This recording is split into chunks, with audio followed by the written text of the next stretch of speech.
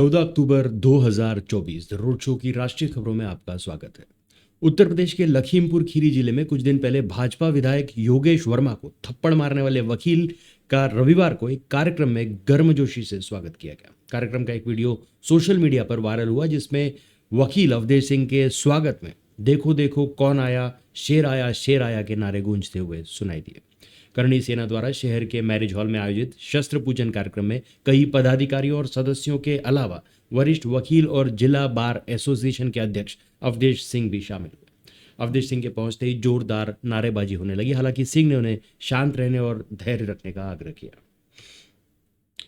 उत्तर प्रदेश के बहराइच में मूर्ति विसर्जन जुलूस के दौरान बवाल के बाद प्रशासन अलर्ट हो गया। बहराइच बॉर्डर पर भारी संख्या में पुलिस बल तैनात किया गया। सीतापुर से बहराइच जाने वाले वाहनों को रोक दिया गया। बहराइच में मामला शांत होने तक दूसरे जिलों से आने वाले वाहनों पर रोक रह सकती है। बहराइच में जुलूस के दौरान हुई हिंसा में एक व्यक्ति की मौत हो गई थी। इसके बाद प्रशासन हालात काबू रखने के लिए हर संभव कोशिश कर रहा है। यूपी के बहराइच जिले में प्रतिमा विसर्जन जुलूस के दौरान विशेष समुदाय के लोगों द्वारा की गई पत्थरबाजी और आगजनी फायरिंग में हुई एक मौत के बाद हुए बवाल का असर सीतापुर में भी देखने को मिला, जिसे लेकर सीतापुर बहराइच सीमा को पूरी तरह सील कर दिया गया। इतना नहीं, भारी संख्या में पुलिस बल को भी तैनात कर दिया गया है। कांग्रेस नेता और सहारनपुर से सांसद इमरान मसूद ने महंत नरसिंहानंद सरस्वती को सख्त सजा देने की मांग की। इमरान मसूद ने नरसिंहानंद को मानसिक रूप से विकृत बताया और कहा कि दूसरे धर्म का अपमान करने वालों को सख्त से सख्त सजा दी जाए। इस दौरान भाषण देते हुए उन्होंने भगवान राम का महिमा मंडन करते हुए मर्यादा पुरुषोत्तम से सीख लेने की नसीहत दी। साथ ही नरसिंहानंद सरस्वती जी को सजा देने की मांग कर डाली। उनका बयान सोशल मीडिया पर खूब वायरल हो रहा है। इमरान मसूद ने कहा कि राम जितने आपके हैं उतने ही हमारे भी हैं। श्री राम नहीं मिलेंगे मंदिरों के फेरों में, राम मिलेंगे शबरी के झूठे बेरों में। उन्होंने कहा कि भगवान श्री राम एक ऐसे आदर्श व्यक्ति है जो त्याग, समर्पण, न्याय, करुणा और कर्तव्य के प्रतीक के रूप में पूजे जाते हैं। उन्होंने कहा कि मर्यादा पुरुषोत्तम श्री राम ने हर रिश्ता पूरी मर्यादा से निभाया। श्री राम ने पिता से पुत्र, भाई से भाई का और पति से पत्नी का और प्रजा से राजा के रिश्ते को परिभाषित किया। मध्य प्रदेश सरकार के कैबिनेट मंत्री प्रहलाद पटेल के बेटे प्रबल सिंह पटेल का एक वीडियो चर्चा में है। इस वीडियो में वह पुलिस कर्मियों के साथ झड़प करता दिखाई दे रहा है। वायरल वीडियो जबलपुर के लेबर चौक का बताया जा रहा है। यहाँ पुलिस की बैरिकेडिंग को लेकर विवाद शुरू हुआ था और प्रत्यक्षदर्शियों के मुताबिक प्रबल सिंह पटेल अपने कुछ मित्रों के साथ लेबर चौक से गुजर रहा था।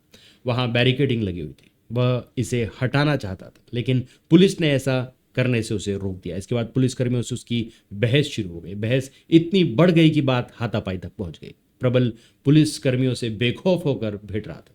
उनके मित्र भी इस स्थिति को और तनावपूर्ण बनाते हुए नजर आ रहे थे। पुलिसकर्मी संयम बरतते हुए हालात सामान्य बनाए रखने की कोशिश करते रहे, लेकिन झड़प के दौरान स्थिति और बिगड़ती चली गई।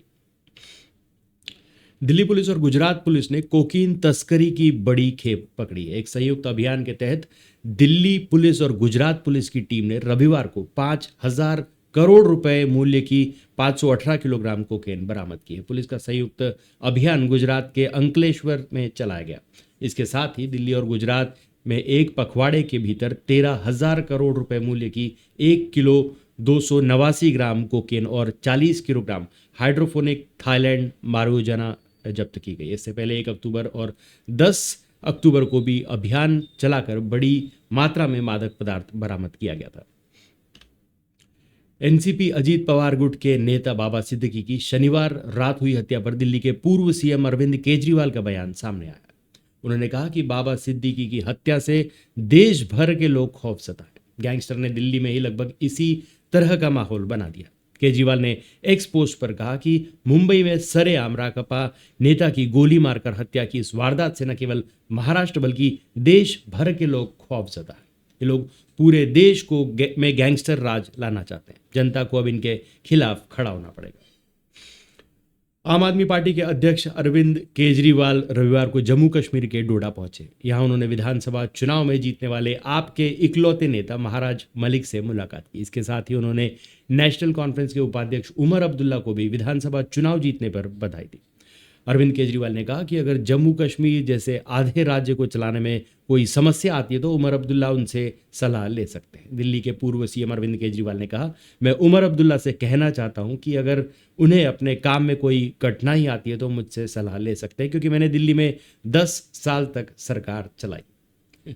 केजरीवाल ने कहा, आप औपचारिक रूप से उमर के नेतृत्व वाली सरकार का समर्थन कर रही है और मुझे उम्मीद है कि उनकी सरकार महराज मलिक को जिम्मेदारी देगी ताकि वह न केवल डोडा के लिए काम कर सके बल्कि जम्मू कश्मीर के लोगों को भी अपनी सेवाएं दे सके। महाराष्ट्र की राजनीति में बाबा सिद्दीकी का बड़ा नाम था। बाबा सिद्दीकी करीब 48 साल तक कांग्रेस में रहे। इसके बाद उन्होंने इसी साल फरवरी महीने में कांग्रेस छोड़कर अजीत पवार गुट की एनसीपी ज्वाइन कर ली थी। बाबा सिद्दीकी की हत्या पर राहुल गांधी की अब प्रतिक्रिया सामने आई। सोशल मीडिया प्लेटफॉर्म एक्स पर राहुल गांधी पोस्ट करते हुए कहा, बाबा सिद्दीकी की हत्या किया जाना बेहद दुखद है। इस कठिन समय में मेरी संवेदनाएं उनके परिवार के साथ है। इसके साथ ही कांग्रेस नेता राहुल गांधी ने महाराष्ट्र की कानून व्यवस्था पर भी सवाल उठाए। उन्होंने कहा कि महाराष्ट्र में कानून व्यवस्था गिरती जा रही है। महाराष्ट्र सरकार को बाबा सिद्दीकी के मौत की जिम्मेदारी लेनी चाहिए। एनसीपी नेता और महाराष्ट्र के पूर्व मंत्री बाबा सिद्दीकी की हत्या के मामले की जांच कर रही मुंबई पुलिस ने आरोपी धर्मराज कश्यप का ऑसिफिकेशन टेस्ट किया। इसमें यह साबित हुआ कि वह नाबालिग नहीं है। मुंबई पुलिस के अधिकारी ने सोमवार को यह जानकारी दी। पुलिस अधिकारी ने कहा कि आरोपियों को क्राइम ब्रांच की टीम ने कोर्ट में पेश किया, जहां धर्मराज कश्यप के वकील ने दावा किया कि वह नाबालिग है। पुलिस अधिकारी ने कहा कि कोर्ट ने रविवार को आरोपी धर्मराज कश्यप का ऑसिफिकेशन टेस्ट करने का आदेश दिया था। इस टेस्ट के बाद यह साबित हुआ कि आरोपी धर्मराज नाबालिग नहीं है। वह निर्मल नगर फायरिंग मामले में शामिल शुभम लोनकर का भाई है। पुलिस ने बताया कि दोनों भाइयों ने बाबा सिद्दीकी की हत्या की साजिश रची थी। इस साजिश में धर्मराज कश्यप और शिव कुमार गौतम शामिल थे। मुंबई पुलिस और क्राइम ब्रांच की टीम इस पूरे मामले की जांच कर रही है। जम्मू कश्मीर में नई सरकार के गठन से पहले राष्ट्रपति शासन हटाने का आदेश रविवार देर रात जारी किया गया। गृह मंत्रालय ने बताया कि राष्ट्रपति द्रौपदी मुर्मू ने नए मुख्यमंत्री की शपथ के तुरंत पहले राष्ट्रपति शासन खत्म करने का आदेश जारी किया। जम्मू कश्मीर में पिछले विधानसभा चुनाव 10 साल पहले 2014 में हुए थे। चुनाव के बाद भाजपा पीडीपी ने गठबंधन सरकार बनाई थी। 2018 में भाजपा के समर्थन वापस लेने के बाद सरकार गिर गई और महबूबा मुफ्ती ने सीएम पद से इस्तीफा दे दिया। तब से जम्मू कश्मीर में केंद्र का शासन था। नेशनल कॉन्फ्रेंस उपाध्यक्ष उमर अब्दुल्ला आज मुख्यमंत्री पद की शपथ ले सकते हैं। विधानसभा चुनाव में नेशनल कॉन्फ्रेंस ने 42, उसकी सहयोगी पार्टी कांग्रेस ने 6 और सीपीआई-एम ने 1 सीट जीती थी। रिजल्ट के बाद एनसी प्रमुख फारूक अब्दुल्ला ने कहा कि उमर सीएम बनेंगे। कांग्रेस अध्यक्ष मल्लिकार्जुन खड़गे ने भाजपा को आतंकवादियों की पार्टी कहा। खड़गे शनिवार को न्यूज एजेंसी से बातचीत में प्रधानमंत्री नरेंद्र मोदी के उस बयान का जवाब दे रहे थे जिसमें पीएम ने कांग्रेस को अर्बन नक्सल पार्टी कहा था। खड़गे ने कहा कि पीएम मोदी की आदत है कि वो हमेशा कांग्रेस को अर्बन नक्सल पार्टी बताते, लेकिन उनकी पार्टी क्या है? भाजपा आतंकवादियों की पार्टी है जो लिंचिंग में शामिल रहती है। मोदी को ऐसे आरोप लगाने का हक नहीं है। प्रधानमंत्री मोदी ने 5 अक्टूबर को महाराष्ट्र का एक दौरा किया था। इस दौरान उन्होंने ठाणे में कहा, कांग्रेस और उनके सहयोगियों का एक ही मिशन है, बांटो और सत्ता में रहो। कांग्रेस को अर्बन नक्सल गैंग चला रहे हैं और वो देश विरोधियों के साथ खड़े हुए हैं। तो आज के लिए बस इतना ही। तब तक के लिए हंसते रहें, मुस्कुराते रहें, स्वस्थ रहें, व्यस्त रहें और मस्त रहिए। चैनल को भी जरूर सब्सक्राइब करें। धन्यवाद।